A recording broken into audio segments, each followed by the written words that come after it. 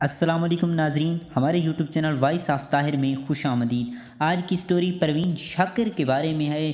جب ان کا ایکسیڈنٹ ہوا اور ان کی موت ہوئی تو کیا واقعہ پیش آیا؟ یہ واقعہ حسین تارڑ کی زبانی ہے۔ وہ صبح کے وقت دفتر جا رہے تھے، ان کا ایکسیڈنٹ ہوا۔ اس کے بعد وہاں کیا ہوا، ہم آپ کو مکمل ڈیٹیل کے ساتھ وہ کہانی بتائیں گے، لیکن اس سے پہلے نئے آنے والے ناظرین سے گزارش ہے ہمارے چینل کو سبسکرائب کر دیں اور ساتھ لگے بیل آئیکن کو بھی پریس کر دیں تاکہ اسی طرح کی کہانیاں ان کو بر وقت ملتی رہیں۔ تو ناظرین، مزید ضائع وقت کیے آپ کو کہانی سناتے ہیں۔ شہر اسلام آباد کی سویر وقت تقریباً 9:30 بجے۔ میں حسب معمول ہر صبح کی مانند ٹیلی ویژن اسٹیشن پر صبح کی نشریات کی میزبانی سے فارغ ہو کر ٹیلی ویژن کی ویگن میں سوار اپنی رہائش کی جانب لوٹ رہا تھا۔ بلیو ایریا ویران پڑا تھا، شارع پر ٹریفک بہت کم تھی۔ بلیو ایریا کے خاتمے پر اس چوراہے کے نزدیک جہاں سے بائیں جانب زیرو پوائنٹ تھا اور دائیں جانب فیصل مسجد کے مینار نظر آتے تھے، وہاں کچھ لوگ جمع تھے۔ حادثے سے تباہ ہو چکی ایک کار نظر آ رہی تھی۔ میرے ڈرائیور نے ویگن روکی اور کہنے لگا، تارڑ صاحب میں دیکھ کر آتا ہوں۔ تھوڑی دیر بعد واپس آ گیا اور کہنے لگا، بہت بڑا حادثہ ہوا، لیکن ٹریفک بھی زیادہ نہ تھی، لگتا ہے ڈرائیور کی غلطی تھی، کوئی خاتون بھی تھیں، اللہ رحم کرے۔ ظاہر ہے میرا دل اس اجنبی خاتون کے لیے دکھی ہوا جو صبح سویرے حادثے کا شکار ہو گئی تھی۔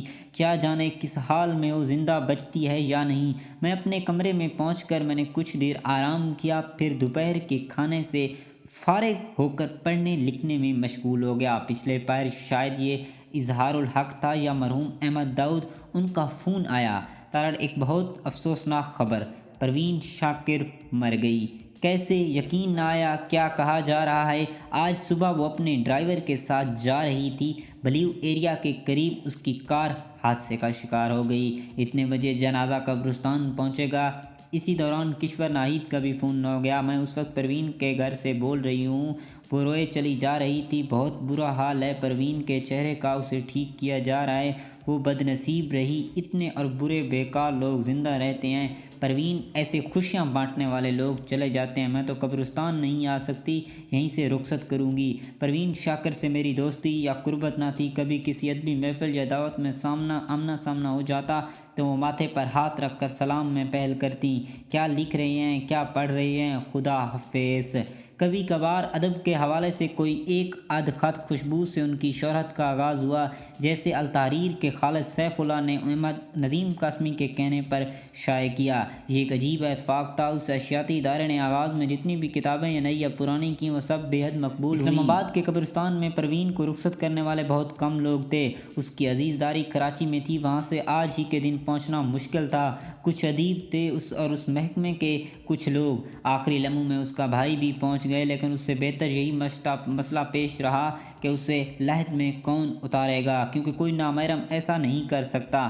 ہم 4-5 لوگ قبر کی مٹی کے ڈھیر پر کھڑے تھے اور میرے برابر میں افتخار عارف اپنے آپ کو بامشکل سنبھالے تھے۔ جنازہ تو ہو چکا تھا، جو اہل تشیع کے عقیدے کی نمائندگی کرتا تھا۔ ہم نے کچھ دیر انتظار کیا، اس الجھن کا شکار رہے کہ ان کا کوئی نزدیکی بروقت نہ پہنچا تو پروین کو لحد میں کیسے اتارا جائے۔ مجھے مکمل تفصیل تو یاد نہیں رہی کہ اس کے بھائی کب پہنچے، لیکن یہ یاد ہے کسی نے سفید کفن میں لپٹی پروین شاکر افتخار عارف کے ہاتھوں میں دے دیا۔